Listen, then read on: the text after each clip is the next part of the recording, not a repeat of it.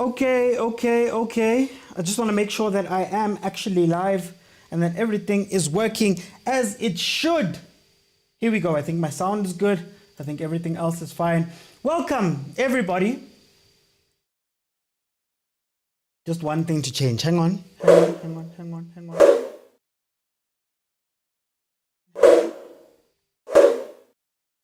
Apologies to those who are watching on YouTube.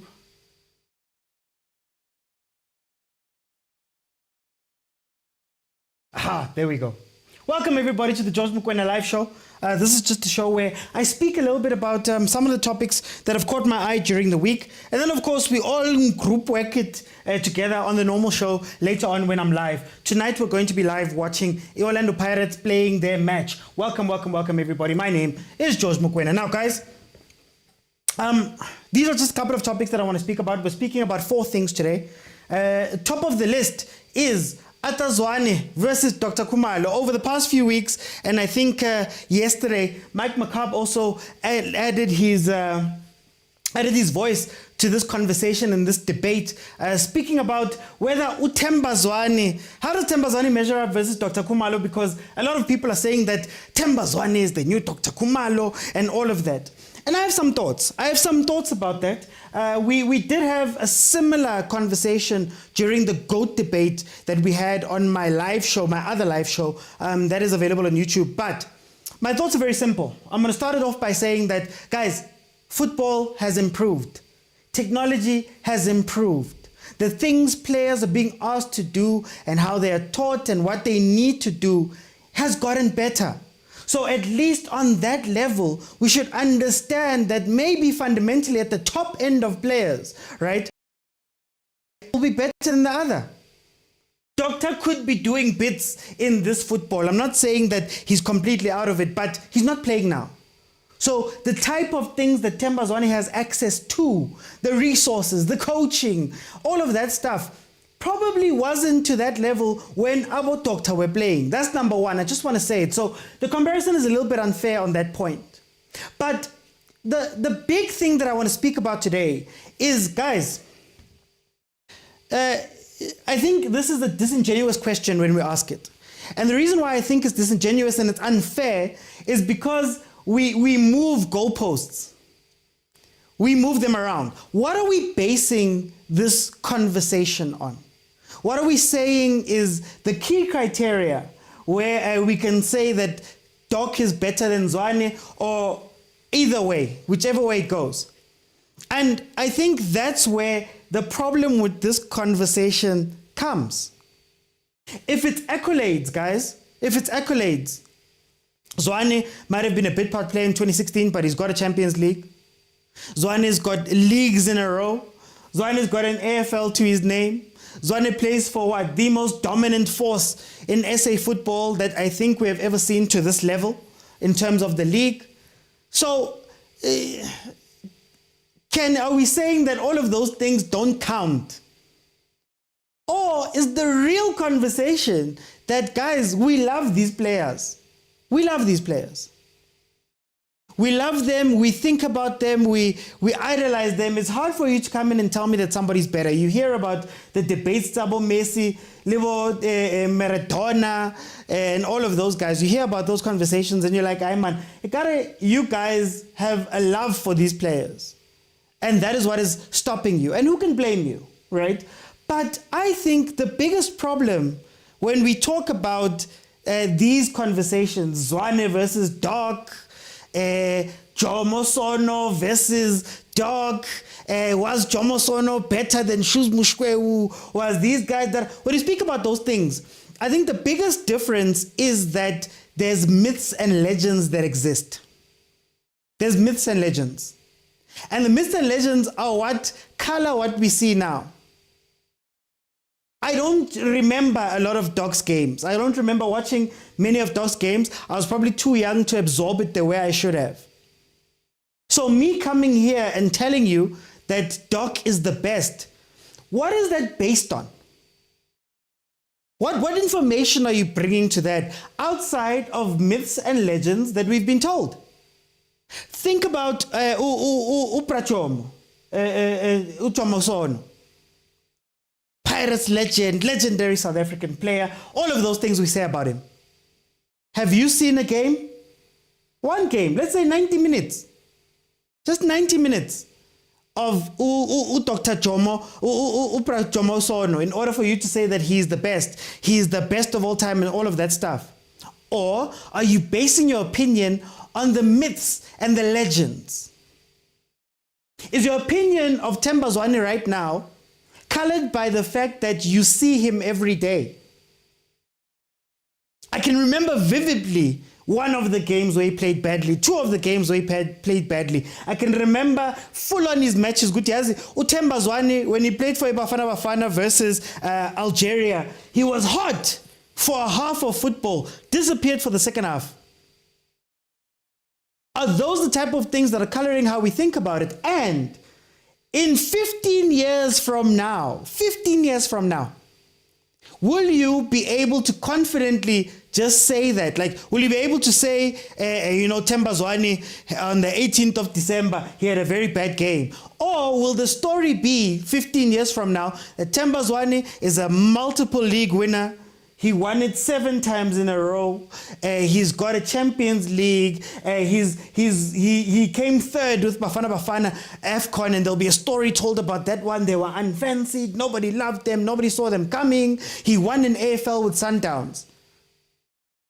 20 years from now, it's not going to matter that he had a bad game versus Amazulu. But right now, when we're consuming that stuff right now, there tends to be a little bit of a bias where we hurt these players as well by saying that no, he wasn't so good because sakumbula man akakoranga kule game. But when you speak about Dr. Khumalo, you don't have that same recollection. We don't have the stories. When you look it up on the internet, I can't find all of the games that Dr. Khumalo played. But I can tell you that I've watched a lot more Themba Zwane than I've watched Dr. Khumalo. So I want us to think about this. And I want us to think about that when we get into the secondary part of this talk. And I want to expand it. We started off with Themba Zwane versus Dr. Khumalo and what are the pros and cons of that conversation. Now, I want to speak about in general. Can we trust our memories? Can we trust that the PSL that I remember, as the PSL Bimnandi, these people are doing this, these people are doing that. Can we say with good conscience that we know and understand and had insight in football and had the technologies and the stats and the numbers and even had access? For me to out and out say that, guys, the PSL in 2005, it was so good compared to now. And I wanted to bring it into the scope of the conversation we're having about Themba Zwane and Dr. Khumalo, right? I wanted to bring it into that conversation because it's a big part of it.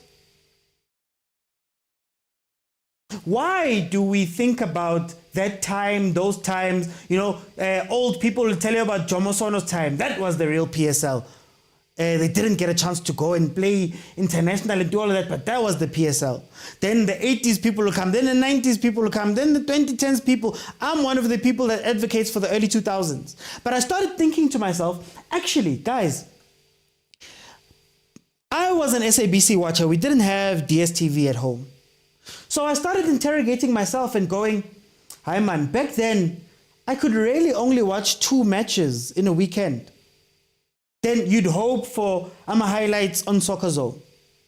And we had a conversation about this earlier in the group. We're going to have it on Friday as well. But how much did I see of Richard Henyekane, Mulondo Shikwivilu, Rodzani Ramudzuli, Moses Pandil, Klein Boy Taibos, Papi Zotwan? How much did I see of these players for me to categorically say that this thing is so bad? Were those times that good? Or are we looking at just a situation where we just have more info? I can watch repeat on repeat on repeat of the games on DSTV. I can watch any of the games on DSTV. There's more channels and more opportunities to see other teams. Because that's what I fear is happening when we have these conversations about whether things were better. Or are we seeing at this from the lens, are we looking at this from the lens of you only watch when the big teams play? And you don't have opportunities afterwards. Soccer zone.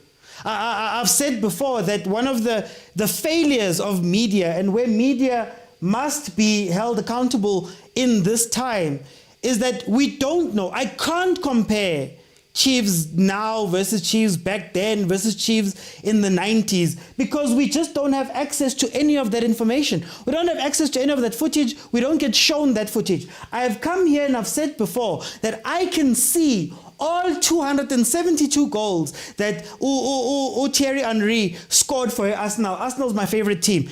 I couldn't watch Arsenal up until late 2000s.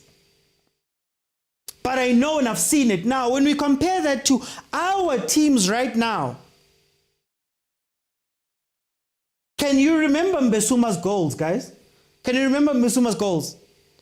Can you remember seeing them? Can you tell me when he broke the record what goal number 38 looked like? So how then can we compare?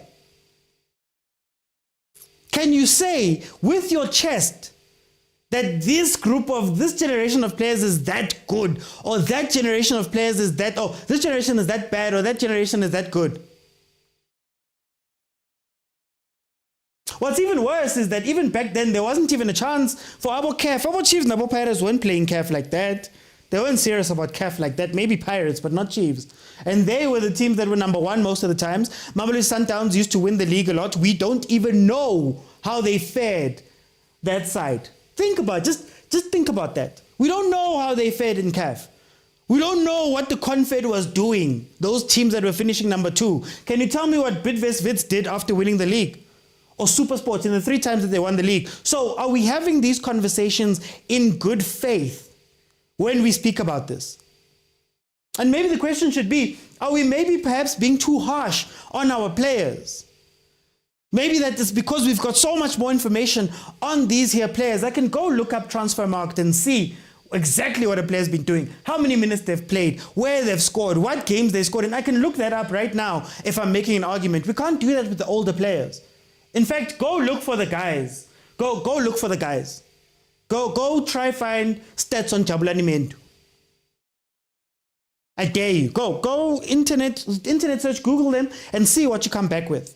So now can we make a comparison, or is it similar to the conversation we had about Zwane and Dr. Khumalo, where Uzwane maybe is just being hurt because we see him more.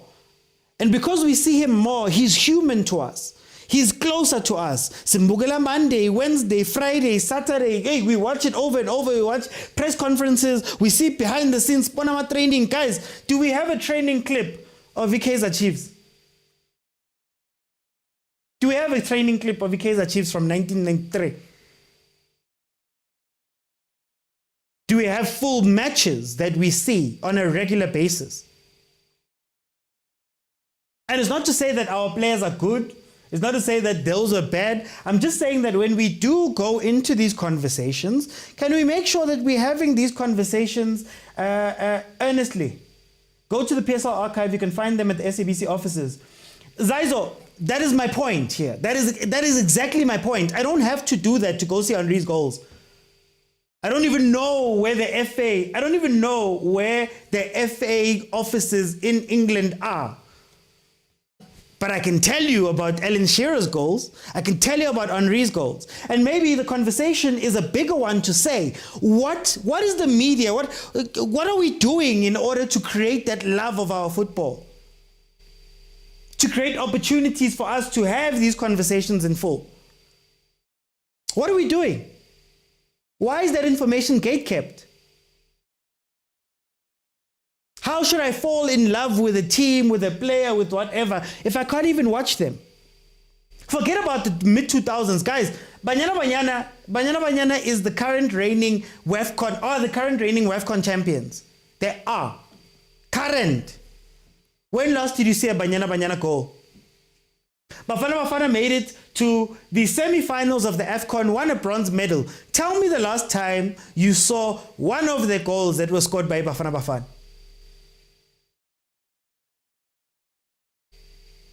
And yet we come and we have these conversations in blind spots.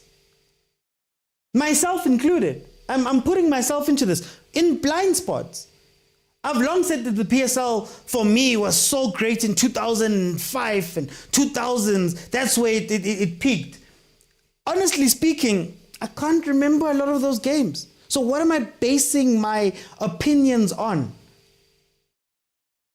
Am I basing it on the fact that I can watch Richards Bay today? Am I basing it on the fact that I can watch Kaizer Chiefs over and over and over and over and wake up at 2 a.m. and watch it repeat and wake up at 5, at 7, at 9, at 11? We can see the highlights. We have these conversations. We have all of this stuff. And again, guys, I'm not making the argument that who's better or not. I'm just saying that when we have these conversations, can we have the full conversations? When we say Zwane versus Dr. Khumalo, can we put it down? Maybe Zwane is not worthy of Dr. Khumalo. Maybe Doctor is not worthy of Zwane, but then what are we basing these things on outside of highlights? You know, we saw highlights where AFCON 1996. Hey, he played versus Brazil that one time. It was great. Maybe the older gents can remember some of the games. But that's what I wanted to say. I feel like we're not having the conversations in full. And that is something that we need to not only question ourselves, but also question our football. What type of things are being done to preserve the football? To make sure that a new generation understands that Mbesuma was a very good striker. That when you call Leslie Manyatela Golden Boot, we're calling it that because of X, Y, and Z, 1, 2, and 3. This is what you can see. That, I think, deepens a love for a football. That deepens a connection with the game. That maybe even makes us ask the right questions of the new teams and the new players and the new squads and all of that stuff. Are you guys doing enough to make sure that those things are preserved? And even us, when we speak about it, guys, I could only watch 3 matches on a weekend and then highlights on Soccer Zone. Only. What's to say? And maybe that's what's holding back our football. Maybe our administrators back then were not that good. Maybe there was something else that was happening, but we don't have the information.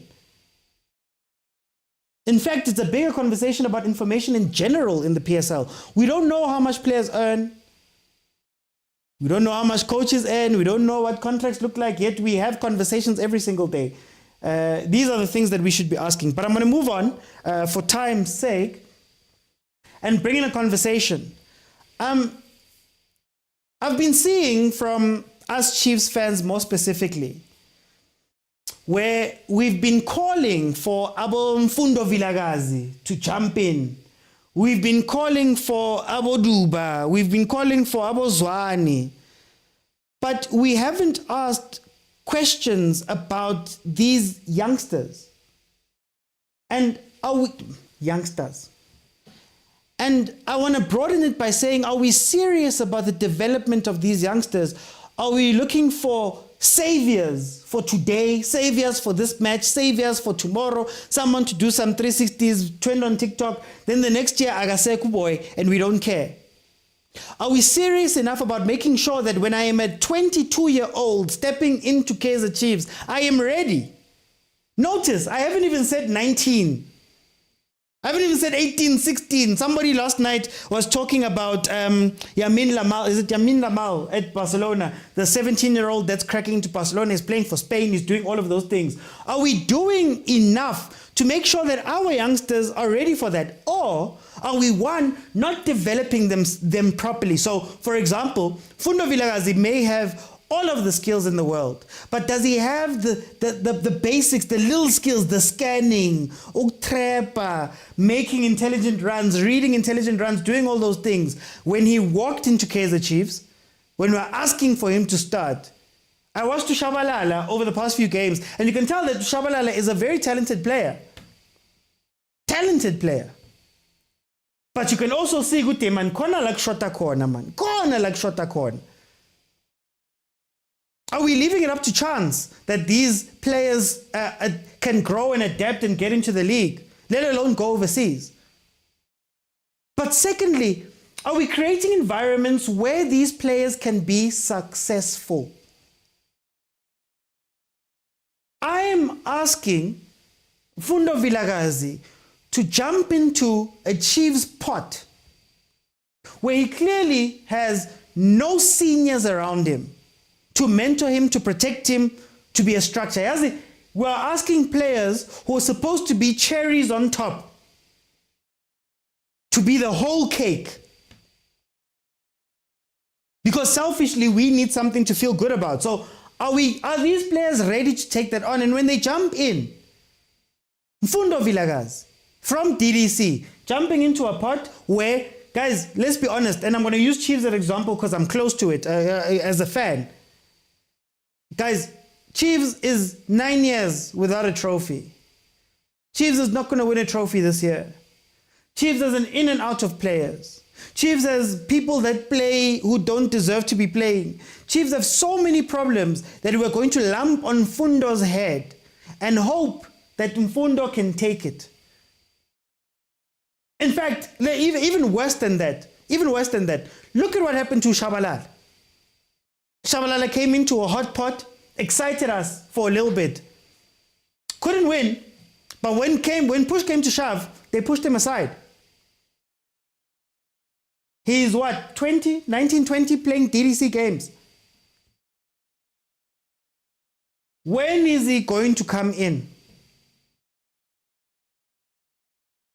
Now, abo youngster betu, Nkosi Mphile Nqobo has been a youngster for years. Nkosi Mphile Nqobo.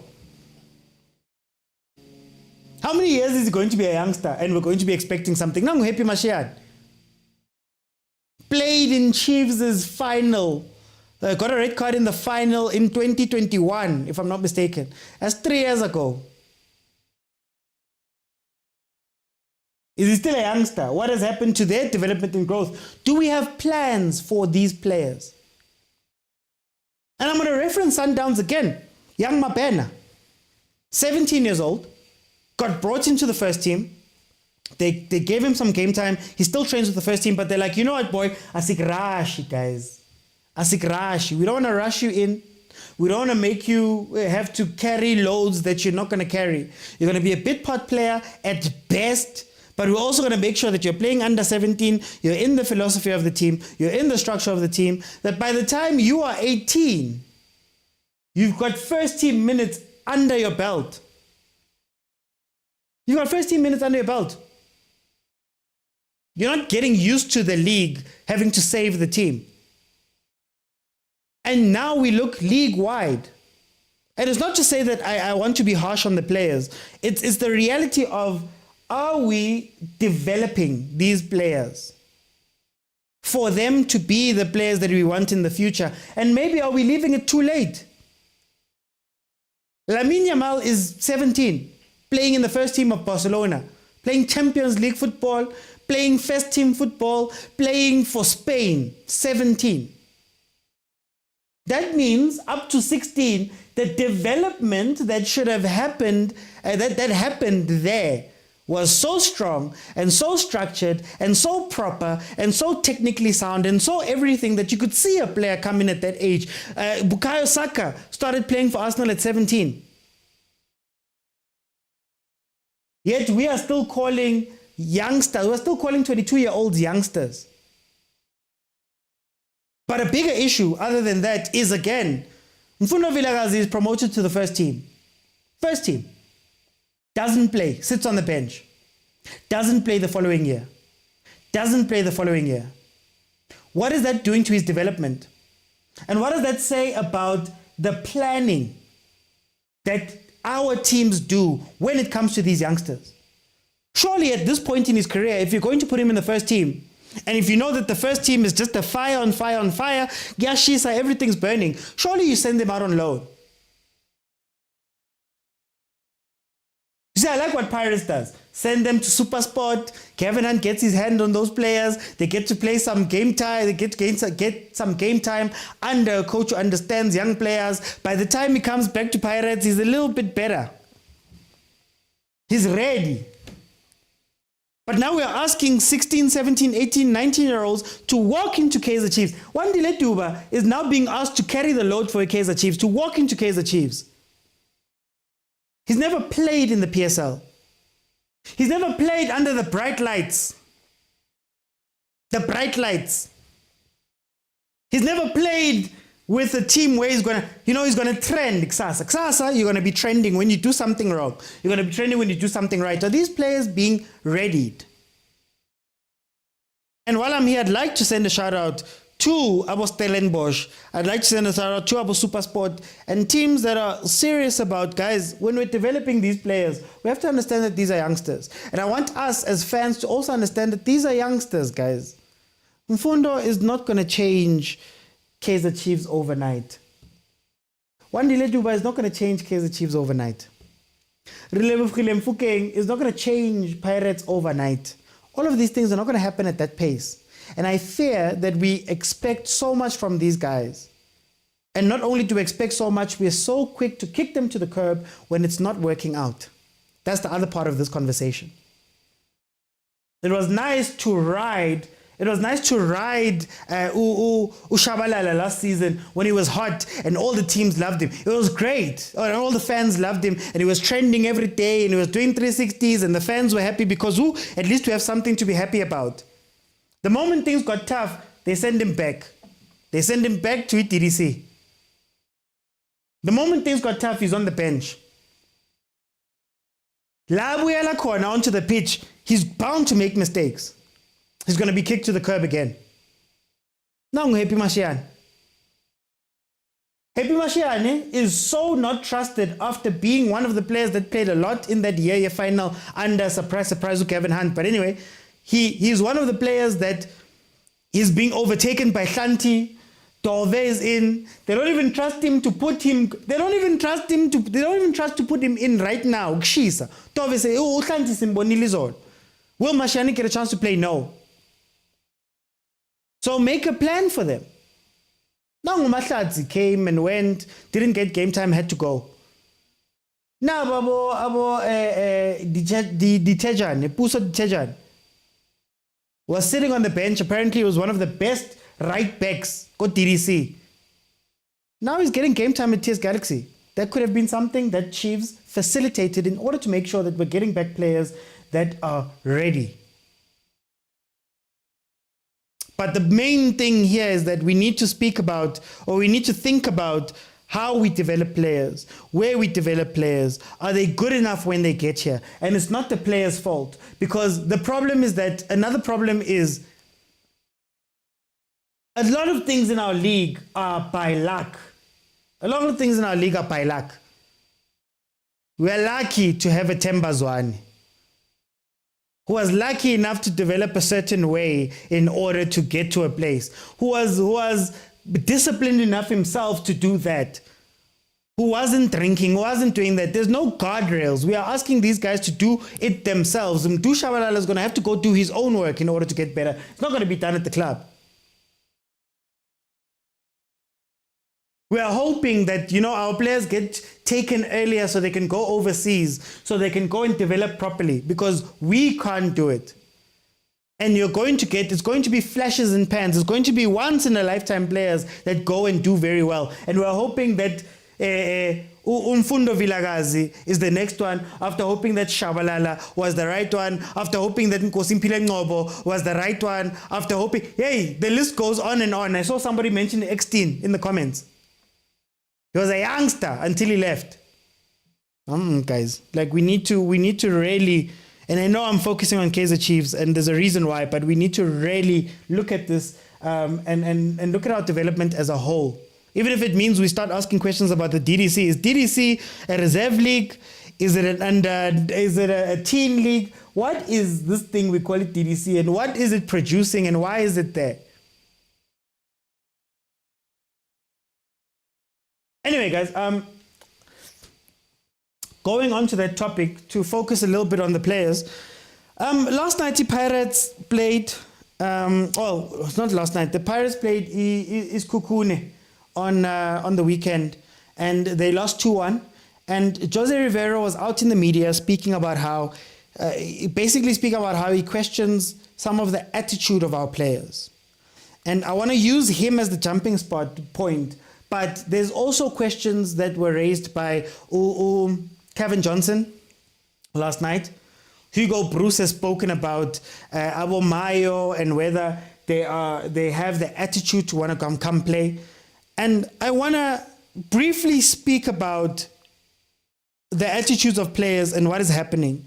And I want to speak about it from the player's point of view, where you look at it, and similar to the conversation we had last week about going overseas, but you look at them and you go, guys, I'm already at Kaizer Chiefs. I'm already at Pirates. I'm already a high earner somewhere else. I play football every day. They don't bench me. They don't take me out. Why should I jump up and put myself on the line at the end of the match? Why should I play hard? Why should I go harder? Rivero was speaking about the Pirates, his players, and he was saying that they allowed Kukune so much early, and he doesn't understand why. Early on, Kukune was given a lot, and by the time they wanted to wake up, they were already down. And it's interesting because this is a similar thing to what Gavin Hunt said about Supersport, where they were playing the game before Sundowns. I'm forgetting who it was. And Gavin Hunt came out and he said, I don't understand why my players switch off at a certain place. They were playing so well, they found the answer, they stopped doing it, and they fell off second half. We speak about Kevin Johnson, who says that, Kaizer Chiefs players are incredible at training. They look so good. But when it comes time for me to put them into the game, I see a different team. Are our players hungry in our league? Do our players care? Care enough to even get better for themselves? You see the same things happening every week and you wonder, guys, are there people going the extra mile to go and get better? Are they reading? Are they bringing in other coaches? What are they doing in their spare time? Are they behooved to go do those things? Is it something that they look at? In the NBA, and I know I reference American sports a lot, but in the NBA, players hire other coaches on top of the coaches they have at the club. And they go, in between practices, I'm going to bring in somebody who's going to help me with my shooting. I'm going to go in the off season to somebody who's going to help me with my defending. I'm going to go and do these things in order for me to get better, even if it's just for myself. Our players so complacent that they know that, guys, I don't need to be good in order to earn a big salary. Look at Mayo. Fine, Mayo has been a good striker relatively in the PSL for years now. Chigi's 38 million. Mokwena had one good game for Bafana. Bafana is 28 million. And you know what? Somebody's probably going to take him up on that. Somebody's going to take him up on that. Based on what?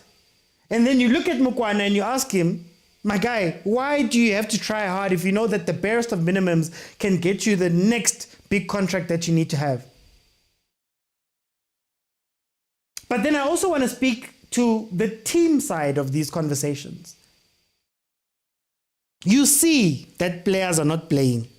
You see that the attitude is not right. You see that certain players have not been on board for a very long time. They don't understand what you're doing, or they're not there mentally, they're not there emotionally, they don't care about what's going to happen. Cool, right?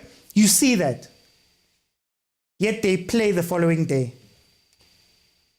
Yet they play the game after that. Yet they play the game after that. Yet they play the game after that. You give them new contracts on top of that. You give them new contracts on top of that. Gumnandi. I'm a celebrity. They do press conferences. They speak. They show up at activations. They do all that stuff. Why would Hlanti feel like getting better now?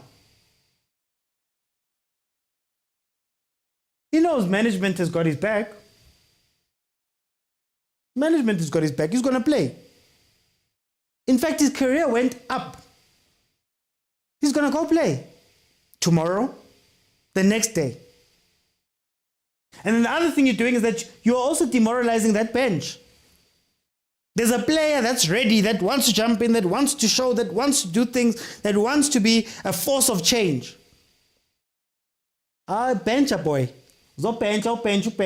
You'll come in, make one mistake, we'll take you out again. Are the structures and the way that we're playing, are those things also holding back players to want to go do these things? Is it the fact that, I'm going to use Chiefs as an example, is it the fact that Santi can leave Chiefs tomorrow? They can say, we're terminating your contract. And I am sure, by Friday, he'll have a new team. Are those the type of things that are holding back? That for some reason, we would much rather lose with these old players that are not giving us anything, but you've got youngsters in the bench who you could lose with, but they'll be learning. What makes a player want to be hungry there? And that's why I'm saying it's twofold for me. It's twofold for me. Number one is the players themselves. Do you want to get better? Last week we spoke about how they don't go overseas because it's uncomfortable overseas. Because overseas, you are a foreigner. Your family is not there. You have to work. There's people wanting to take your job. He's working harder than you. You have to do this. You have to do this. You have to do this. It's so much that they go, you know what, I'd much rather go back home. Think about your Keegan Dollies. Apparently he's broken his foot now. So I don't want to be too harsh on him, but he's broken his foot now. Ever since coming back, what has he given us? Yet every coach starts him. When he's available, when he's fit, he starts. What are the other players learning around them? So guys, it's a very interesting conversation. And I wanted to have it from that point of view, but also from the coach's point of view. I don't want to hear Rivero talking about my team is 1, 2, and 3, or my team is not good enough, or my team is not up to it. What is his role in this? What is Kevin Johnson's role? Oh, my players, I'm unhappy about my players. That same player is playing the following day. That same player is renewed, their contract is renewed the following day. That same player is not replaced with people who are better. So then coach, management, I'm looking at you guys and I'm saying, oh, Mara guys, why would I be hungry? Why would I try hard? Why would I go so hard? You look at Pirates. Is that a team that looks like it's genuinely going for the Champions League? Genuinely, that they have all focused on it. They understand it's a big deal. They understand that that's where they need to be going. Does it look like it? Which other team in the league looks like it? I guess Stellenbosch is starting to wake up, but what happens at those teams? And are we taking too much time trying to develop these traits and hoping, again, that luck thing I spoke about, hoping that, tomorrow Utsepo is going to wake up and, he's going to have the right mind state and he's going to be in the right place. And we just need to give him time. 2, 3 years down the line, we still need to give him time. He still needs to learn and grow. Do those teams not go, as in, we gave you a chance, we're getting rid of you now? Does that not inspire hunger? Does that, besides hunger, does that not inspire fear? So Kevin Johnson, Jose Rivero, Gavin Hunt, what are you guys doing in order to make sure that these players, even if you don't want to play for the thing, that you are in a situation where you have to play? I've said this about Sundowns before. When I'm playing as a Sundowns player, I understand 2 things. 1, I understand the pressure that on the pitch I need to get results. And the reason why I need to get results is one, the standards are high. Two, there's someone at pension sitting there currently right now, esimsayinile, who's wanting my job. So whether they like me or not, khona umuntu ohlezi lapho who can take my job. Then on top of that, I also know that khona umuntu abazomsayina kusasa who's going to take my job. They're going to bring him in kusasa who's taking my job tomorrow. So even if I stay, I need to work hard.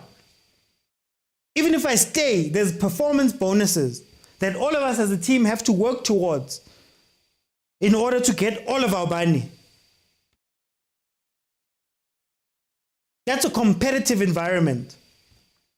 That's an environment, even Rulani, let's be honest, if Rulani were to lose the league, if Rulani doesn't win the Champions League this year, maybe doesn't win it next year, he knows in the back of his mind that Sundowns, he said it, I'm the least most important person at Sundowns. He said it himself. That's a competitive environment. Now tell me, what's Kevin Johnson's mandate? What was Atazwane's mandate? What was Mulifinseki's mandate? What is, what is Sid Ramovic's mandate? What is John Maduka's mandate?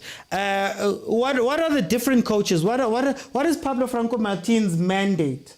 What are the mandates that these guys are given, one? And what is the punishment for not reaching those mandates? Slogo City time. Slogo City, give them time, let them cook, Nice, Sundowns is running away at the top. What is your mandate? Let's go a step further. What is your technical director's mandate? What is the 5-year plan at our PSL clubs?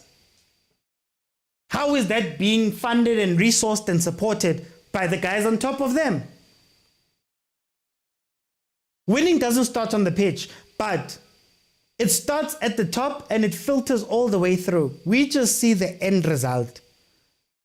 But let's ask these questions too when we criticize players, when we criticize coaches, when we criticize technical directors and those guys. Can we speak about those things? Kwanele Kopo and Thabo September right now, Chippa United. What is the mandate? What is Chippa's 5-year plan? They've been in the league 11 years? Is it 11 years? Can we say ourselves, Guti, they've gone forward, they've progressed, they've made a significant change? Chiefs, as bad as it is, finished 5th last year. Consistently finishes in the top 5. As bad as it is for Kaizer Chiefs. What does it say about everybody else? And all of that filters down all the way to the bottom. Now, Jose. You see Jose? I can bet you he understands that he's safe. No worrying a league. You won the MTN 8. No worrying a league. You won the Nedbank Cup and the MTN 8 last year. Don't worry about it. You didn't qualify for the Champions League. It's okay, man. We'll see it next year. Chiefs has actually came out and told us 9-9. Bob Kaizer said that basically they're waiting for Sundowns to come back down. They're waiting for Sundowns to slip and fall and come back down. He said that it took Liverpool 30 years to win the league. That's what he said. So he was like, that's how it is sometimes. Imagine, chairman of the club.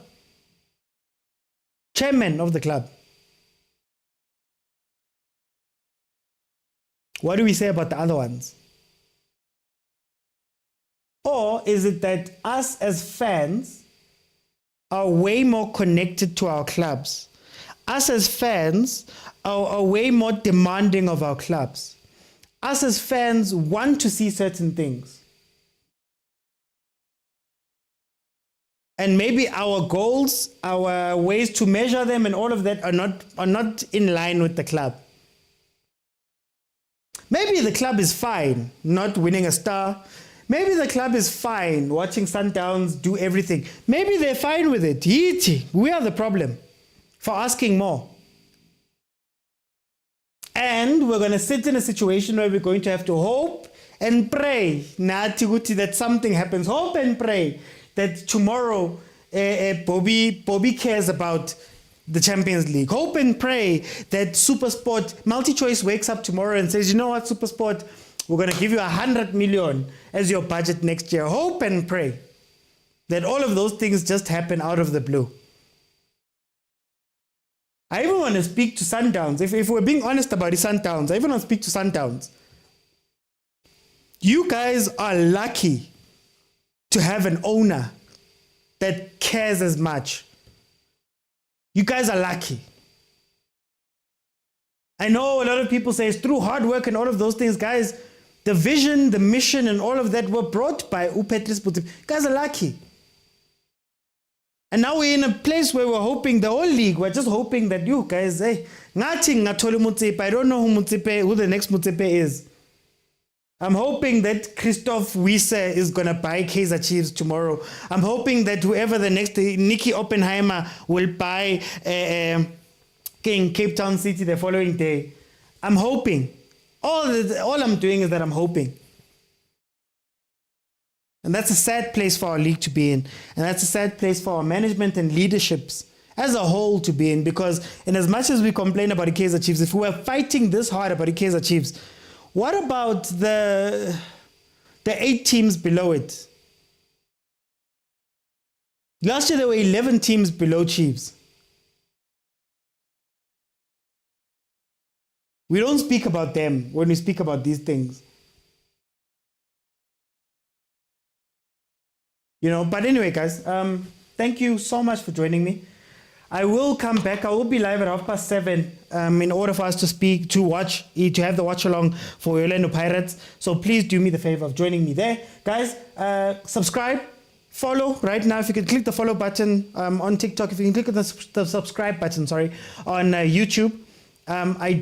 We do this every day. There is a live show every day, Monday to Thursday at 7 o'clock, unless there's a watch along at 7:30. Friday is 12:30, where it's my members, the guys we have a WhatsApp group with, where really I give them credit because that's where we iron out a lot of these ideas and these questions, and we ask each other a lot of questions, and then I learn a lot from those guys. So Friday, they get a chance to do what I'm doing now and get their thoughts across without everybody else being in. So if you want to be part of that group of mine, head on over to YouTube, click on subscribe, click on join, and you'll gain access to the WhatsApp group. Trust me, there's a lot of smart people there, and we have a lot of very interesting debates, conversations, and we speak about a lot of things on that side. I do also release content almost on a daily basis. So please check out my content, share it, like it, do all of that nice stuff because it does really help grow the platform. And thank you guys so much for joining me. I will be back at 7:30 for the Pirates watch along. Thank you guys. Bye guys.